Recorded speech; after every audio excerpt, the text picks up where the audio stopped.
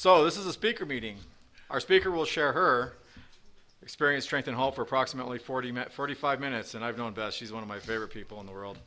She's been there when I was still Bicycle John and coming right off the streets. So let's thank Beth here.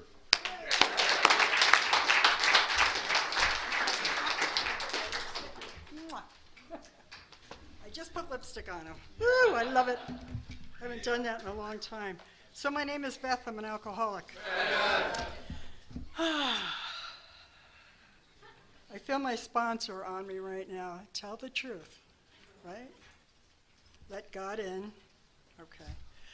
I always bring this book with me. This is my big book. And all the faces and stuff that are on here are memories of coffee spills from early meetings. And I love to look at it. It reminds me of a lot of different things. There's a couple on the back, too. And this one is when I moved here. Dan and I moved here about 13 years ago, and I got a soft-covered big book.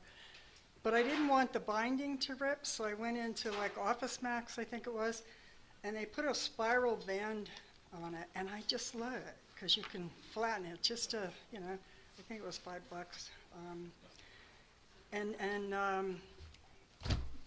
Coming here, I got to know the big book a lot better. Where I was in New York, Dan and I came from New York, we used the 12 and 12 a lot more than the big book. I don't know why, it was just a thing. So I've really gotten into the big book being here. We live in Prescott Valley. I want to thank Mike for asking me to speak, but he didn't show up. He's playing Easter Bunny. I know. He called me, but it's just nice to see John. And I do remember John when we came here about 13 years ago. John was, I get kind of teary because he was determined he was going to stay sober and clean. He rode his bicycle to meetings. Eventually he got a light on his bicycle after that. He just kept coming back, and I just love that thought, I had a sponsee once, too, that she walked to meetings because she didn't have a car and she didn't have a bicycle. And then after a while, she got rides with other people. But that's the determination, and I wrote a little bit about that tonight that I want to talk about. Making that decision to change my life, being sick and tired of being sick and tired. What's going on? How come what I'm doing is not working, And it just wasn't. And the harder I tried, the worse it got. I couldn't figure it out. And AA taught me that I don't know what I don't know. Just think about that, right? And I got goosebumps now because that was a realization. How was I supposed to live life when I wasn't mature, I wasn't grown up, I couldn't face things. When situations in my life got bad, what did I do? I drank and I drugged. Made it all nice for a while, and then all of a sudden it wasn't nice anymore. It didn't work anymore. So I don't like to speak. I don't speak too much. And I think part of it is my pride still. I want to do everything just nice, right. I want everybody to like me, and of course that doesn't happen. So I do this because I have to do this, and AA has taught me that too. I have to do things I don't want to do because it's part of growing up. I hated responsibility. I really did. Today I think I'm a pretty responsible woman. My sober date is 7/26/1982. My home group is... Yay! What do you mean? That's great. I'm so happy about that. But, there's a downside to that. I'm old. I came in when I was 33. So can you do the math? I'm 72 now. Oh, God. Yeah.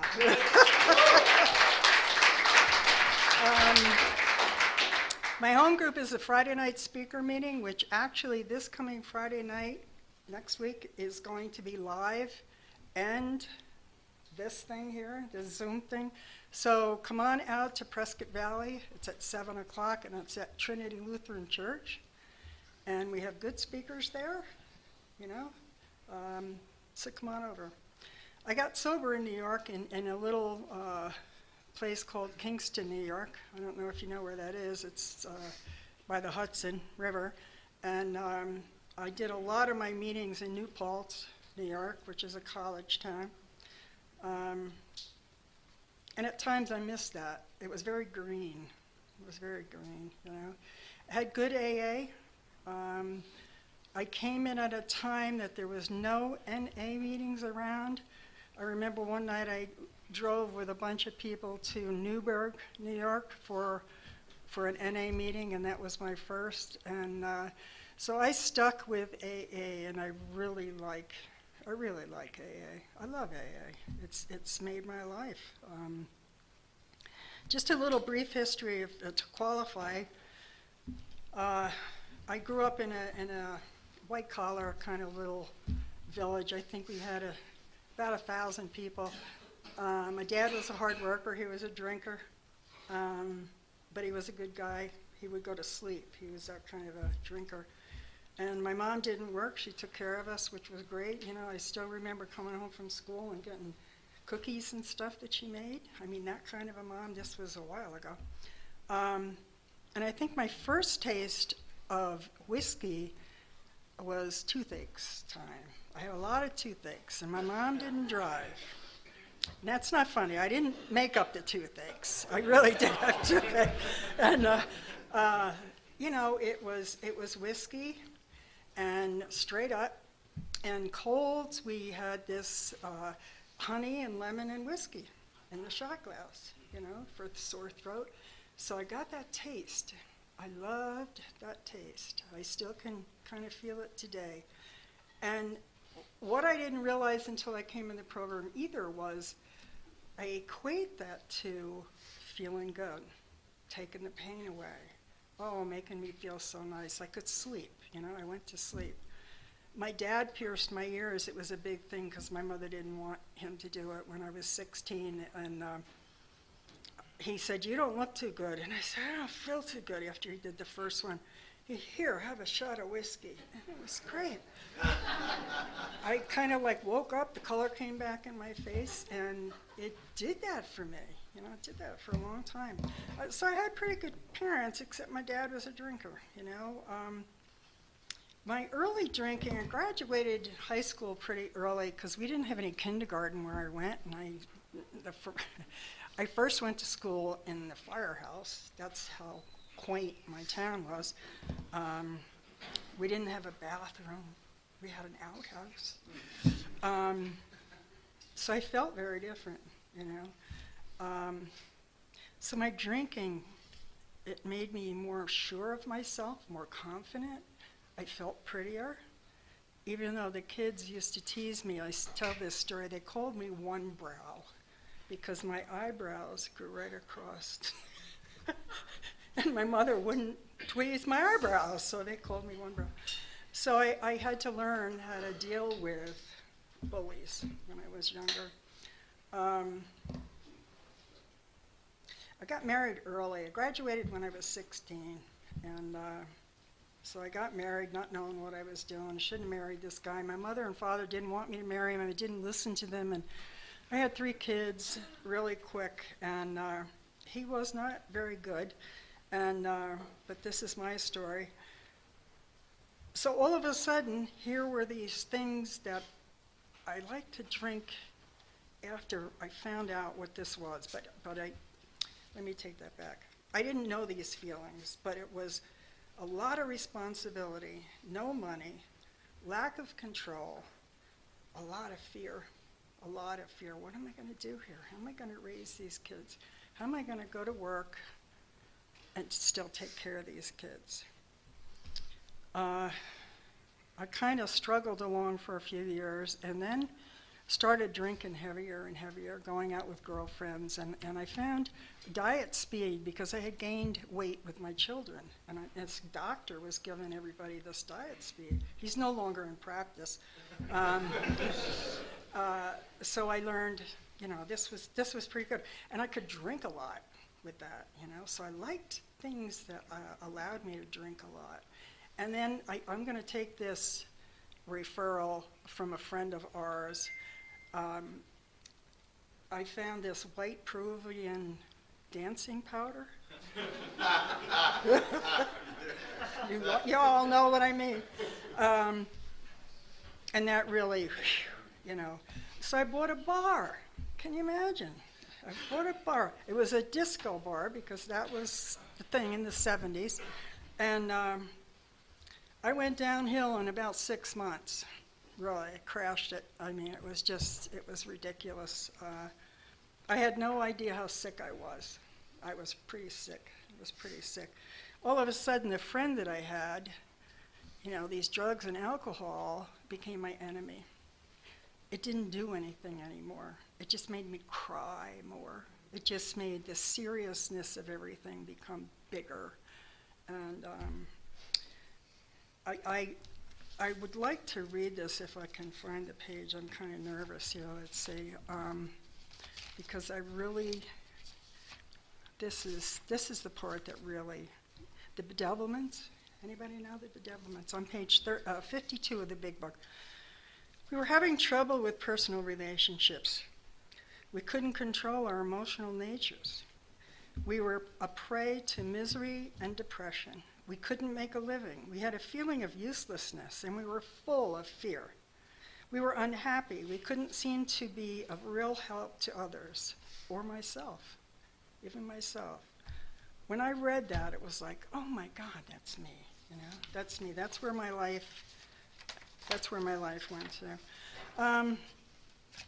So at 33, I ran away from home, basically, in February, in New York, snow, sleet.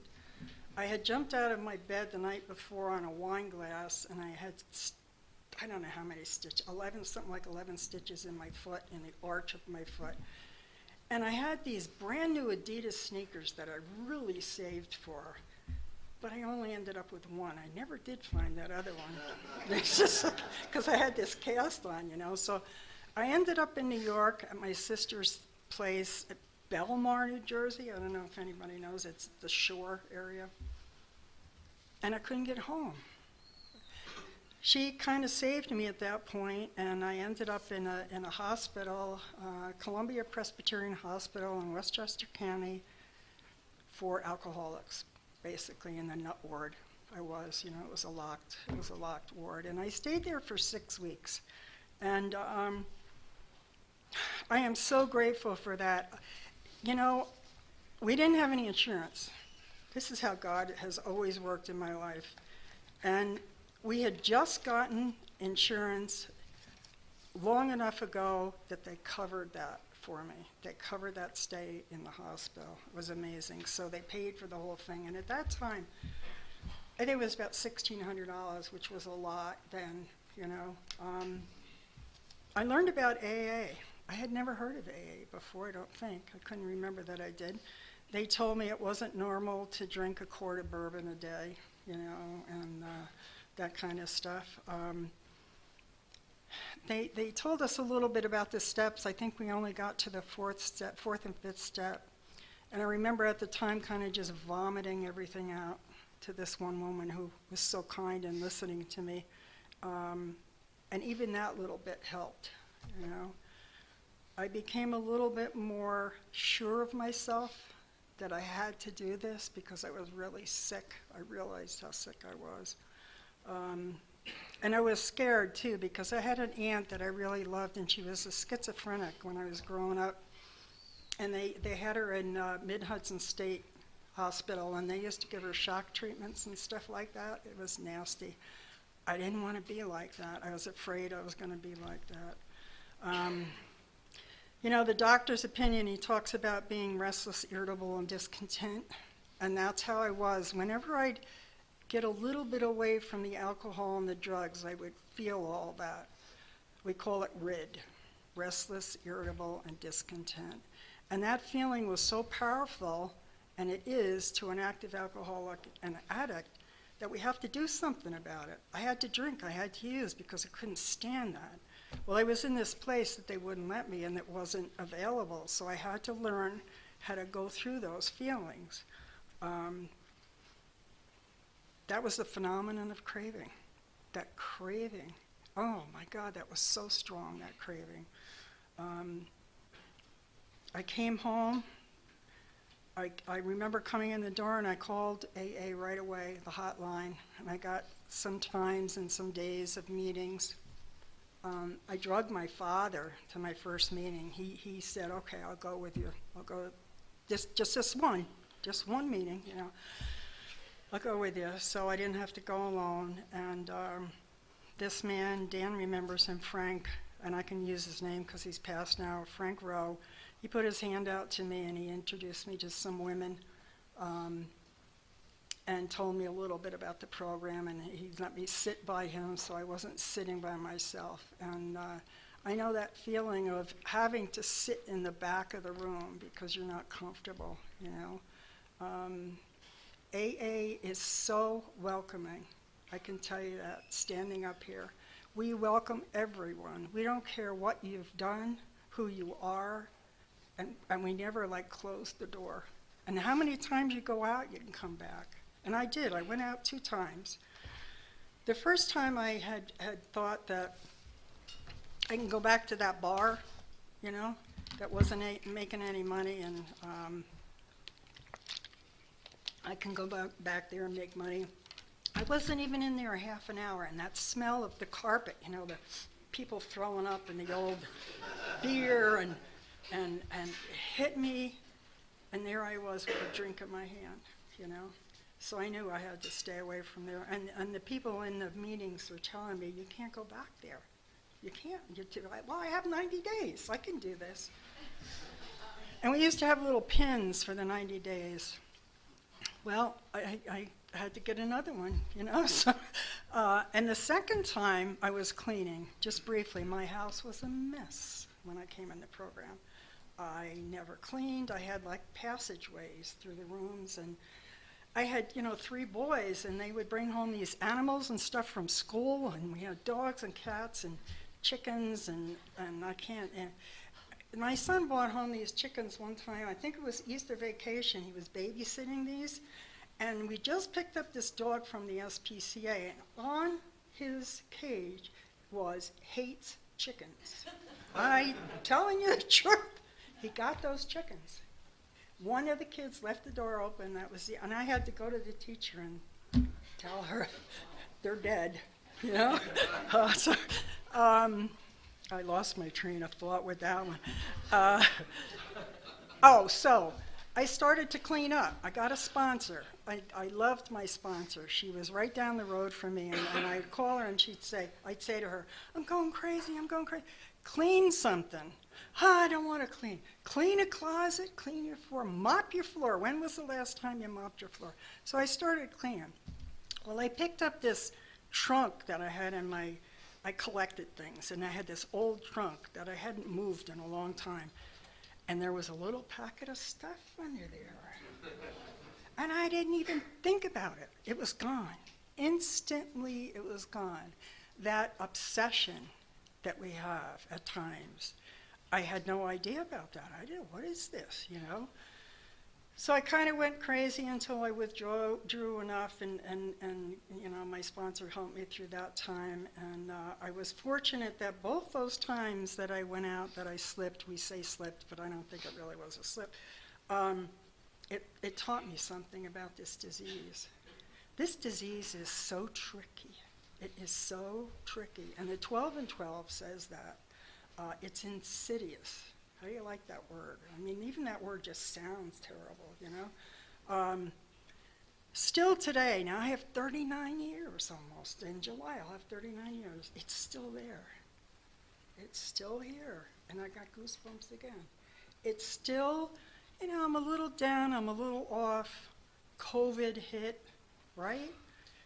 Gets me, tries to get me, So I think for me, I can explain that AA taught me how to watch out for that by doing the steps, by working the program, by having sponsors, by sponsoring people, really getting into the program and listening to what these people have to say, watching the people that go out and come back and go out and come back, and they don't look any better, when they come back. Look at the ones that don't come back, especially now with the drugs today that I didn't have, they're quick, you're gone. So what did this teach me? Those blank spots. Like I said, when I found that stuff under that trunk, I blacked out. It was like a blank spot, and the big book talks about that. That's our disease. Our disease my disease wants to get me. And it was the compulsion, and it was that dis-ease within my body. I don't do well even today with dis-ease. I like everything comfortable and smooth. Life ain't like that. My life ain't like that, So the meetings became a big part of my life. But in the beginning, there was this period, and I think maybe some of you will identify. I left the world out there that I had with friends, cronies, buddies that would do things with me. They all disappeared because I wasn't doing those things anymore. And that I didn't quite have friends in these rooms yet. So I was in that middle ground, and that was a hard place to be, really hard, until I started to make friends and put myself out there. And I think, again, that has to do with how we make that decision. Am I going to do this thing or not? I have to put myself out there. I have to work at this. And the big book says, I always say that's the shortest sentence in the big book. It works if you work it. You have to work it. It's not going to do it for you. It's just not. So, yeah, I made that decision, and Silkworth talks about that too. I love that, the doctor's opinion in your big book. If you've never read that, read that really slowly and think about it. And as he says, the only thing that will work is complete abstinence. You can't have just a little bit. Like when I stopped smoking. Oh, to have just one cigarette. I was back smoking 3 packs a day. I can't have ice cream. Oh, I'm an addict. Anyway, so, like I said, the constant working of the steps, I think they're the meat of the program. They really are. And when I first looked at them, it was like, what are these things? They were so far from my vocabulary and my understanding of life. I had no understanding of life, and you'll hear lots of times when you come in the program, you're at the age when you first started drinking. I don't know if that's so, but I really was very immature, very immature. Through the steps, I learned my defects, but because, I don't know what it was, but when we moved here and I started really working a little bit more on the program, I learned what the defects were. What are these things? Everybody says defects, shortcomings. I read this book called Drop the Rock, and I see some heads shaking. That book opened my eyes, I got goosebumps again, to this is what this is all about. If I constantly do this same thing, it's constantly going to happen. If I maybe try to do this, and I felt like all of a sudden I was getting on different levels emotionally. So emotionally I was starting to grow. Okay. I just wanted to say too that there were a lot of life problems in the sobriety that I had. My son, John, I had about 25 years in, and it was November. It was his birthday. I forget the age he was, and he had been drinking, and he had 3 friends in the car, and he drove off the road into a creek. and the car disappeared in the water. One of his friends died in the car. His wife was hurt really bad. She broke her jaw and had to be all wired shut. And the other girl that was in the car, she seemed to be okay. But that, that's kind of like the big book too. The big book talks about fear, and that fear sends these ripples in your life that makes you do these things, and then these ripples happen in your life. Eventually, he went away for 5 years. They had 4 kids. The wife took off, my daughter-in-law, down to New York because she got hooked on heroin. And my other 2 sons each took a child. Dan and I took a little girl, and she was 5, almost 6. And a nephew took the other boy. So they were all placed all over our family, and it was a real hard time. I came close to picking up. I thought about it, because it was so painful. He was a very slight build, good-looking guy, and here he was in prison. I got all kinds of bad thoughts, but none of that did happen. He got out of prison, and my daughter-in-law's had a real hard time. She's now my ex-daughter-in-law, getting sober. She's been trying for about 20 years, and it's in and out, in and out.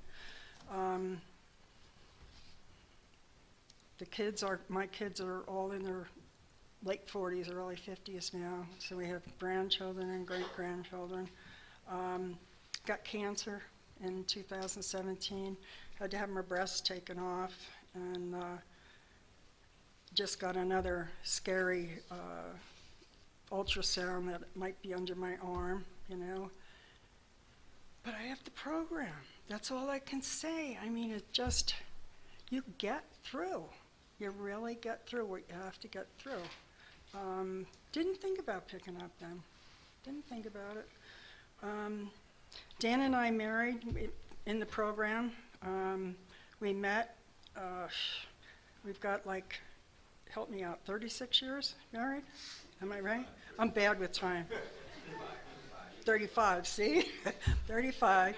And I can say because of the program, how fortunate we are we're both in the program. Oh my goodness.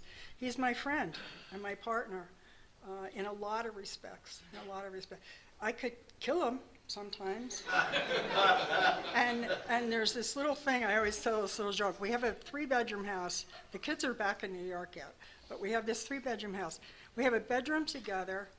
He has a bedroom with a little futon. I have a bedroom with a little futon. And when we get mad, we go in our rooms and we close the door. And sometimes if we can slip little notes under the door, but because of the program, it works. We're able to talk to each other about, why did you do that? Well, it's not easy. It's not easy with friendships, so, and now he's retired and I'm retired, and COVID on top of it, it's like, but we're doing okay, we're doing okay. We have had a house meeting a little bit before COVID for about 5 years in our house, which was great. A lot of people came. And now Monday nights in Prescott Valley at 7 o'clock at the new Step 1, we have started with another couple friends a big book meeting, kind of like a Joe and Charlie type meeting, where we sit up here like this and we read the big book and then we open it up for questions about anything. It's more in the big book, more information, more in here. And the Friday night speaker meeting. So just briefly, my kids, my grandkids, and I have daughter-in-laws, and I have Al-Anon. Al-Anon. I want to just say something about Al-Anon. This disease is a family disease. It doesn't just pick one of us. There's something going on in all of us. I firmly believe that in everybody's family. If you're sitting in here, there's help. There is help in Al-Anon. I gotta say this too. My middle son said to me, "Ma, you made me go to those Alateen meetings." I said, "Yeah, that's where I got all my drug hits." So you gotta watch, you gotta be careful, but I believe in Al-Anon. When the things were going, when I was going through that with my son, I went to Al-Anon meetings, I read the books. It helped my heart. It helped my heart, it really did. I believe in God today differently than I believed. When I grew up, I grew up in a Methodist church because I was, this little town. So everybody went to the Methodist church. And I taught Sunday school and all that stuff, but it didn't mean anything to me. I believe in God today, and I call it, He's my spirit friend. It's a whole different thing. I just want to thank Bob and Bill. God, those guys, and I don't know.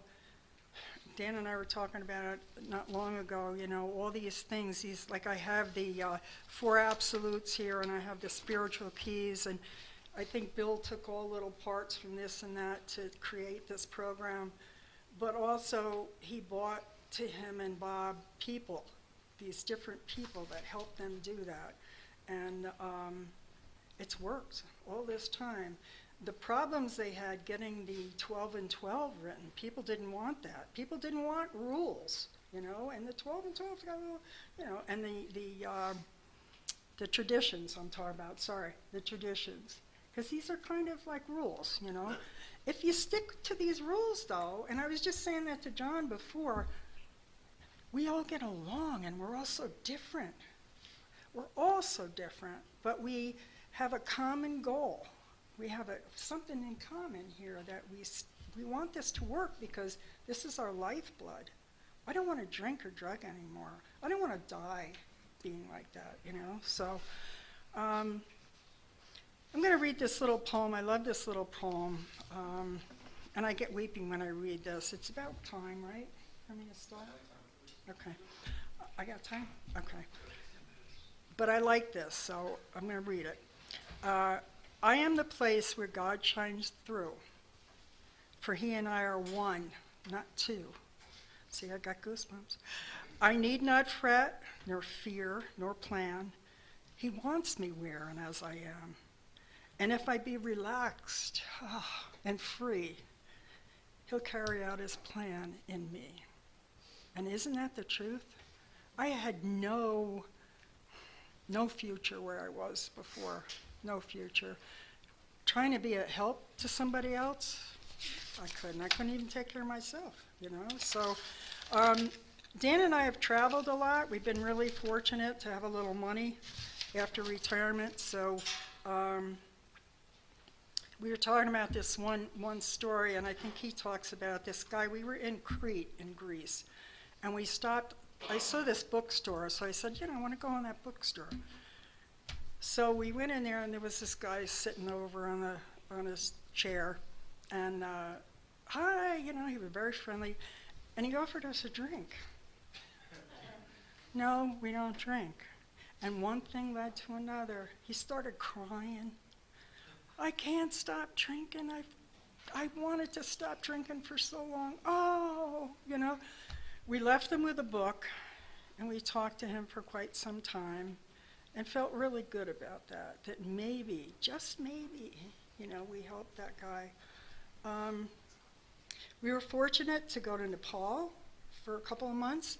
We started a meeting there for hikers, trekkers, but most of the people that were there were locals. There was this one guy, his name was Silas, and we went to one of the local hospitals. We saw that there was a meeting there. And it was so funny, when we walked in, he said, "Oh, you're here. I've been praying and praying and praying." He had been sitting at that meeting by himself for, I don't know, a couple months, all alone, praying to God to send somebody to this meeting. So we met him, we talked, it was great. We kind of encouraged him. We got some people to go to that meeting. It was a strange hospital. But but I think we helped somebody there too.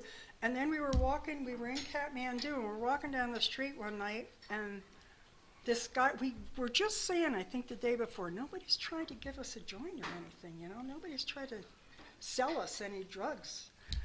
And this kid came up, I don't know how old he was, and he's, want to buy some good weed? Yeah, it's good weed.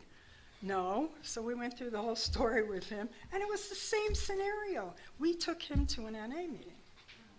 Amazing. I don't know again. Is he still there? The group there were very encouraging to him, and they wanted to have him at that meeting, and I felt like they would take care of him when we left because we had to leave. And I got involved with a group of women in Kathmandu, where Puni lived. I don't know, but anyway, huh? Yeah, okay. And what was different about that was there was a lot of Indian women that would come to this meeting too. There'd be 3-4 women that were married to the same guy. We had about maybe 20 of us in a circle. I couldn't speak the language, but there was an interpreter there for me. And the problem was the husbands were always drinking. And they would beat the wives up, and what were they going to do? I can't tell them what to do, but Al-Anon, Al-Anon maybe. Knowledge is never wasted. It's just never wasted, and you never know what seed you're going to plant to somebody. You never know, that little bit, So one of the spiritual keys that I was going to, this is just quick too, that Bill got from, I think it was the Oxford group. I don't know if anybody knows, but that was one of the groups that Bob was involved with when he met Bill. And there were 4 keys, and one was self-examination, 2 was acknowledgement of character defects, 3 was restitution of harm done, and 4 was working with others. Sounds like our steps, right? So that's where he picked up a lot of this stuff. I think I'm done. Oh, I'll close with this. These are the way I see the steps today. Number 1, I see my need. Number 2, find God. 3, submit to God. 4, who am I and where did I come from? Number 5, I will confess and connect to God and another human being. 6, God, I'm ready to have you change me. God, please change me. 8, who did I hurt? I'm ready to try to amend this. 9, okay, God, here we go. Let's do this amends thing where possible. 10, God, let's watch who and what I am right now today. When I make a mistake, I'll admit it. Go on.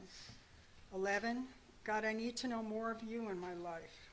I pray to know your will, what your will is for me, and pray for strength, your strength to do it. 12, God, you're here within me. Through these steps, you've opened up my mind, my eyes, my ears, and my heart. Bring me others that I may help. And God, allow me to continue this new way of living, the AA way of living, which I believe is your way. Thank you.